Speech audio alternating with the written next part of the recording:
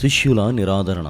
Mark శుభవార్త 14వ అధ్యాయము 52వ వచనం. అతడు నారవస్త్రమును విడిచి దిగంబరుడై పారిపోయెను. క్రీస్తు ప్రభువుతో ఎంతో ప్రయాణం చేసి ఆయన బహిరంగ పరిచర్యలను కల్లారా చూచి స్వస్థతలకు సాక్షులుగా నిలిచి ఆయన బోధనలను విన్న శిష్యులు ఆయనను కాదనుకోవడం చాలా విచారకరం. తను ఎవరో, తన ఉనికి ఏమిటో, తన ప్రస్థానం ఏమిటో అనేక ఉపమానముల ద్వారా వివరించారు క్రీస్తు. వారిలో కొంతమంది శిష్యులు తాబోరు పర్వతంపై దివ్య రూపధారణ ఘట్టాన్ని కల్లారా చూశారు. అయినా వారు క్రీస్తును నమ్మలేదు. మార్కు శుభవార్త 14వ అధ్యాయము 50 నుండి 52 వచనాలలో. అప్పుడు శిష్యులు అందరూ ఆయనను విడిచి పారిపోయిరి. యువకుడు ఒకడు తన దిగంబర శరీరముపై నారవస్త్రము వేసుకొని యేసును అనుసరించుచూ ఉండెను. వారు అతనిని పట్టుకొనిరి. కాని అతడు నారవస్త్రమును వీడి దిగంబరుడై పారిపోయెను. శరీరంపై దుస్తులను సైతం చూచుకోలేదు. ప్రాణభయముతో దిగంబరుడై పారిపోయారంటే ఎంతో దారుణంగా క్రీస్తును మోసం చేశారు. క్రీస్తు ప్రభువు గెత్సేమనే తోటలో ఆవేదనతో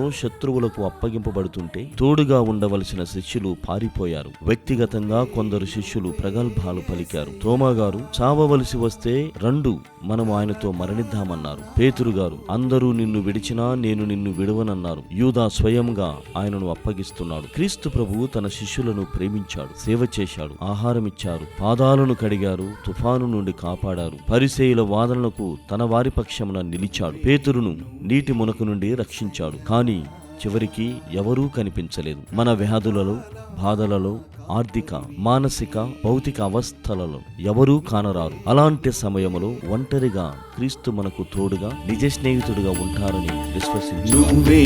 నువ్వే యేసయ్యా,